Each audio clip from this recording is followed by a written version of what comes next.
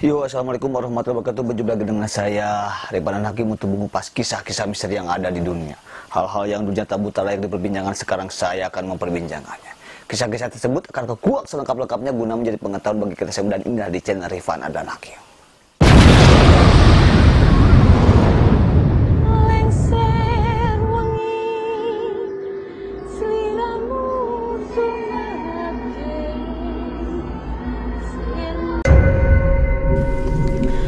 Oke guys, pada malam ini saya akan melanjutkan kisahnya keluarga Leni yang pindah dari Sukabumi, pindah ke perumahan Ranca Ekek, Kabupaten Bandung.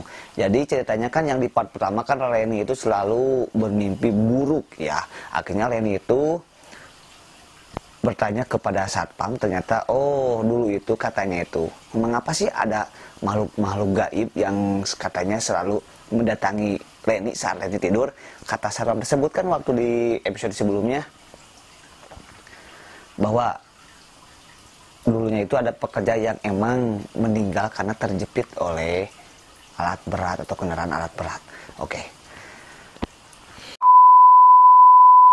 Tapi kata pas satpam tersebut kan, insya Allah Neng ntar juga ke depannya pasti akan baik-baik saja. Apa yang terjadi selanjutnya? Ternyata Leni selalu mengalami hal-hal yang seperti itu. Ketika pada tidurnya dia seolah-olah gak bisa bergerak, susah bernapas, mau memejamkan mata susah, mau berbicara juga susah, pokoknya mau beristighfar juga susah. Ada apa ini sebenarnya? Kan seperti itu ya. Oke. Nah, sebentar Leni bangun. Astagfirullahaladzim, astagfirullahaladzim, astagfirullahaladzim, astagfirullahaladzim. Leni beristighfar, dan ketika Leni bangun, Leni melihat sosok bapak-bapak yang mukanya itu penuh dengan darah dan berada di sampingnya.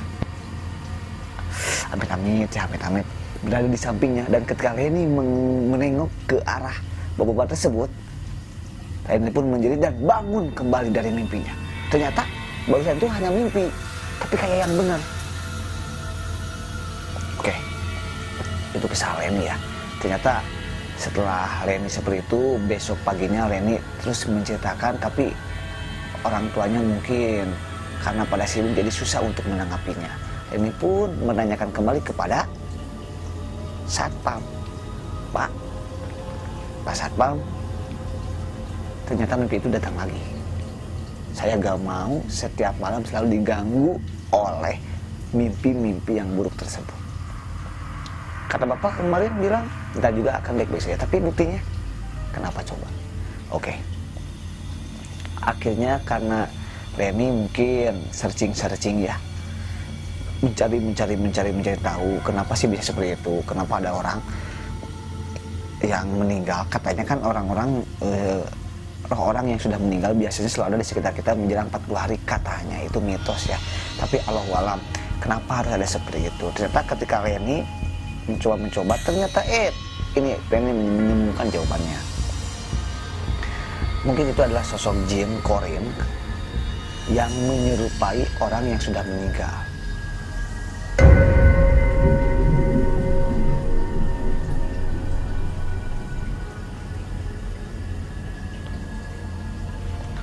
Oke. Nah, derek. Jin korin yang menyerupai orang yang sudah meninggal. Mungkin itu ada sesuatu yang mau disampaikan. Nah, mungkin pertanyaan dari kamu. Kenapa sih harus menakut-nakuti? Oh, itu bukan menakut-nakuti sebenarnya. Bagi mereka dia itu ingin datang, cuman emang seperti itu wujudnya. Cuman manusianya aja yang merasa ditakut-takuti. Mungkin seperti itu. Hasil Leni mencari tahu, apakah sempurnakah proses pemakamannya? Itu yang berada di benaknya Leni. Sempurnakah ketika proses pemakamannya? Apakah jasadnya utuh ketika proses pemakamannya? Kan seperti itu. Ternyata diselidiki, katanya baik-baik saja. Hampir setiap malam Leni selalu tertindih dalam mimpinya. Orang-orang menyebutnya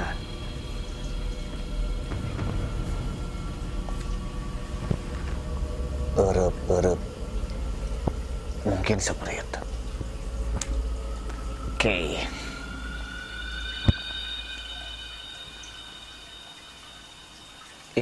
Jadi gimana gitu ya.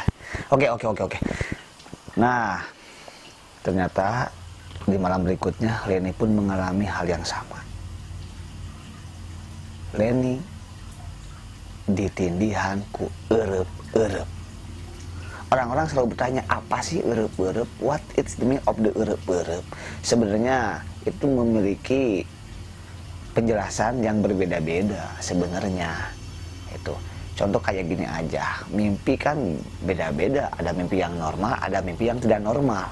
Kalian pernah gak merasa mimpi jatuh ketika kalian tertidur, tiba-tiba kamu tuh bermimpi jatuh dari sepeda atau jatuh tiba-tiba suka kayak gitu kan? Nah, apakah itu mimpi biasa atau tidak biasa? Nah, kan seperti itu ya. Itu bisa ditanyakan nanti ya di kolom komentar. Ternyata ketika Leni terbangun dalam mimpinya, setelah Leni masih seperti itu dalam mimpinya, akhirnya Leni pun terus beristighfar. Ada hikmahnya. Ternyata Leni lebih dekat lagi kepada Tuhan. Alhamdulillah. Leni malam-malamnya tertidur dan dia bermimpi didatangi oleh sosok bapak-bapak yang baik, tapi enggak serem sih. Assalamualaikum. Jawab Leni, waalaikumsalam. Ini saya ini lagi mencari apa, Pak? Si bapak itu terlihat sedang mencari. Terus mencari apa tuh ke bawah, melihat langsung di tanahnya dibalik-balik, batunya dibalik-balik, diangkat. Pak lagi mencari apa? Enggak, Neng, gitu. Leni heran dalam mimpinya, ini dalam mimpi. Ternyata bapak itu bikin penasaran. Pak mencari apa sih, Pak? Biar Leni bantu. Si bapaknya itu terus mencari, menyibak-nyibak tanah-tanah. Ternyata bapak-bapak itu berenung, ditanya dan ditepuk oleh Leni. Pak, Bapak sedang mencari apa? Oke, ternyata bapak-bapak itu menjawab, saya kehilangan jari saya. Sambil menunjukkan jari kelingkingnya yang gak ada, yang berdarah, penuh dengan darah. Innalillahi, Bapak jatuh. Iya, di sini. Nanti kalau nemu, kuburkan ya. Dan Leni pun terbangun. Esok harinya Leni bertanya lagi kepada Pak Satpam. Jadi akrab punya Leni sama Satpam.